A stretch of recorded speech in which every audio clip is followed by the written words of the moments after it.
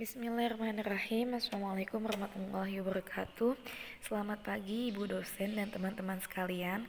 Perkenalkan, nama saya Lia Hamidah dengan NIM 1917008, mahasiswi semester 4 PGMI Unusia Jakarta. Pada kesempatan kali ini saya akan mempresentasikan makalah saya atau presentasi saya tentang seni rupa tari di sekolah dasar. Dan pada kesempatan kali ini saya akan membahas 4 pembahasan utama. Yang pertama, pengertian seni tari. Yang kedua, tujuan pembelajaran seni tari di sekolah dasar.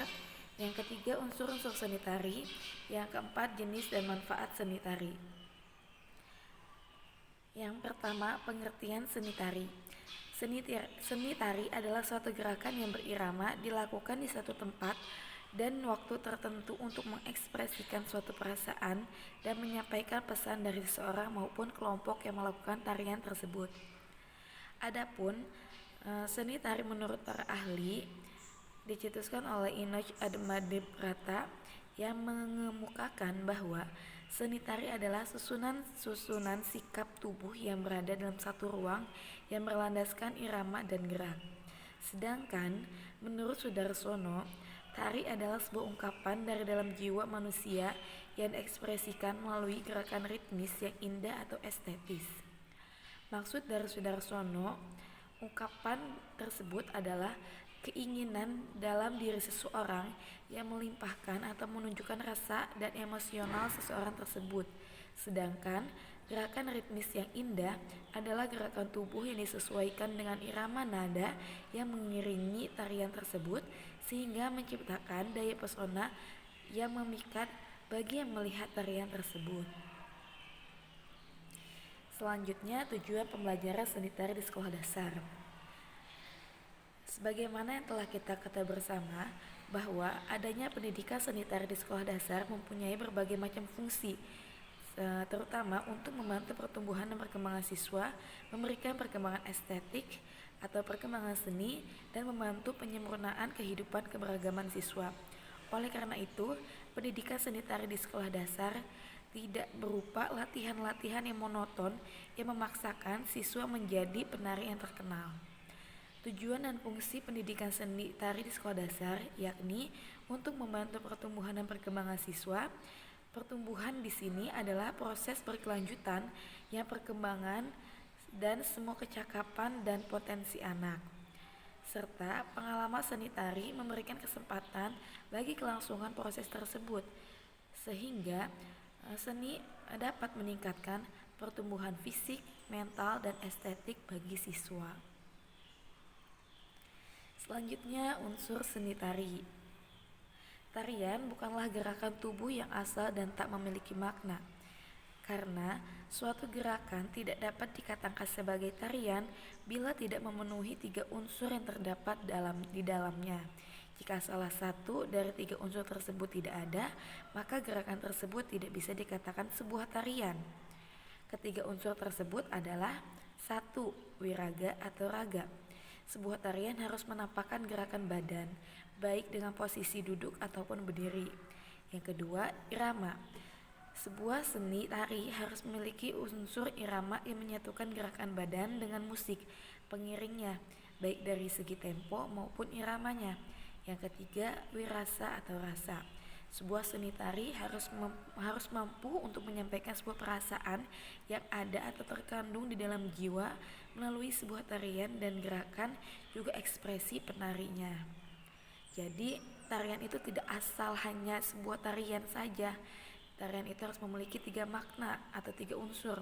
Harus ada gerakan, harus ada irama, dan harus ada penghayatannya. Selanjutnya, unsur-unsur pendukung seni tari. Terdapat 4 unsur pendukung seni tari. Yang pertama, rias dan kostum. Rias dan kostum ini berfungsi untuk menampilkan penari agar terlihat menarik dan agar terlihat lebih rapih dan lebih cocok untuk menyampaikan tarian tersebut. Yang kedua, ragam iringan. Yang ketiga, ragam gerak. Yang keempat, pola lantai atau blocking. Selanjutnya, jenis-jenis tari. Pada dasarnya, seni tari dapat dikelompokkan menjadi dua jenis tari, yaitu tari sesuai dengan jumlahnya dan tari sesuai dengan genrenya. Adapun jenis tari sesuai jumlah penarinya adalah tari tunggal atau solo, yang merupakan seni tari yang dibawakan oleh satu orang penari. Contohnya yaitu tari Gatot Kaca yang berasal dari Jawa. Yang kedua, tari berpasangan yang dibawakan oleh dua orang penari. Contohnya tari topeng asal Jawa Barat.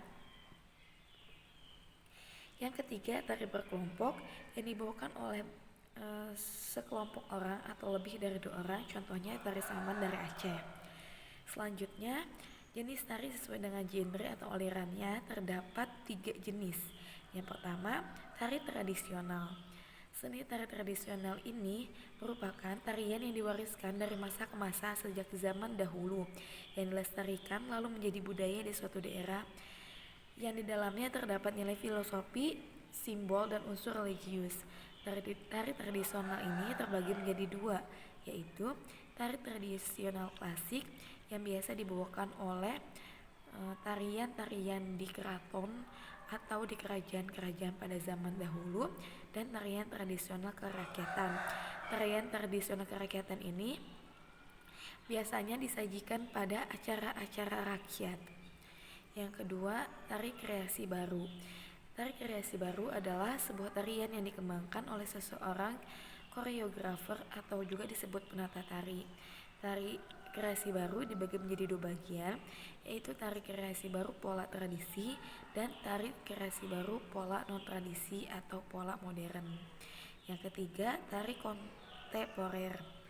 Tari jenis ini merupakan sebuah tarian menggunakan gerakan-gerakan yang bersifat simbolik, unik, dan mengandung pesan tertentu. Selanjutnya, manfaat gerak tari dan lagu bagi anak. Mengapa seni tari ini terdapat di pendidikan sekolah dasar? Karena seni tari ini memiliki beberapa manfaat yang sangat baik atau sangat bagus untuk tumbuh kembang siswa sekolah dasar. Manfaat gerak tari dan lagu bagi anak antara lain: 1. Melatih motorik kasar dan motorik halus anak, sehingga gerak tubuh anak atau gerak tubuh siswa menjadi lentur, tidak kaku, serta menjadi luwes dalam bergerak. Yang kedua, meningkatkan dan memperbaiki keseimbangan tubuh serta membuat tumbuh anak itu menjadi seimbang, harmonis, dan lentur. Yang ketiga, memperkenalkan seni budaya tradisi keindonesiaan sejak usia dini pada anak, serta mengenalkan kepada anak akan perbedaan geografis Indonesia yang kaya dan beragam melalui tarian-tarian daerah dan tradisi yang ada di Indonesia. Selanjutnya, melatih kemampuan berkonsentrasi, karena dalam menari itu membutuhkan ketekunan dan kekonsentrasian serta kesabaran bagi anak. Selanjutnya, melatih kecerdasan dan gaya ingat seperti mengingat musik, memahami irama, mengingat setiap gerakan tarian, menghitung gerakan tarian, serta menyelaraskan dengan pasangan menari. Jadi di sini anak tuh dilatih untuk mengingat dan melatih kecerdasannya.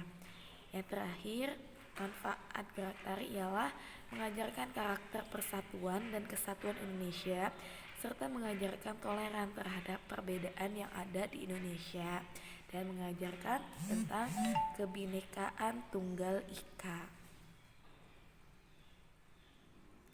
Baiklah, di sini saya telah memberikan contoh seni tari. Yang pertama di sini ada tari saman yang berasal dari Aceh. Tari saman ini merupakan tari tradisional yang dilakukan secara berkelompok, yang biasa juga diajarkan di sekolah dasar. Dan sekarang juga sudah banyak ekskul yang mencantumkan tari saman di dalamnya. Selanjutnya ada tari kipas, ada tari jaipong yang berasal dari Sunda, dan lain-lain. Ketiga tari ini yang biasa diajarkan oleh guru di dalam kelas atau yang biasa dicontohkan oleh guru di dalam kelas. Pada umumnya, pelajaran seni tari ini alangkah baiknya diajarkan oleh guru yang memiliki bakat di bidang tari agar pelajaran dapat berjalan secara sesuai atau pelajaran itu dapat tercapai tujuannya dan anak merasa lebih puas dan lebih menikmati pelajaran tersebut gitu. Jadi kalau orang yang sudah ahli dalam bidang tari kan lebih memahami mana gerakan yang bagusnya, gerakan seperti apa yang lebih lemas, irama seperti apa yang cocok untuk gerakan ini, dan irama seperti apa yang cocok untuk gerakan itu dan lain sebagainya gitu. Jadi alangkah baiknya seorang guru PGMI dapat mengetahui dan dapat belajar tentang tarian-tarian yang ada di Indonesia, terutama tarian-tarian yang umum dan tarian-tarian daerah yang ada di wilayah mereka mengajar. Mungkin cukup sekian dari saya. Saya ucapkan terima kasih, semoga bermanfaat. Billahi taufik wal hidayah. Wassalamualaikum warahmatullahi wabarakatuh.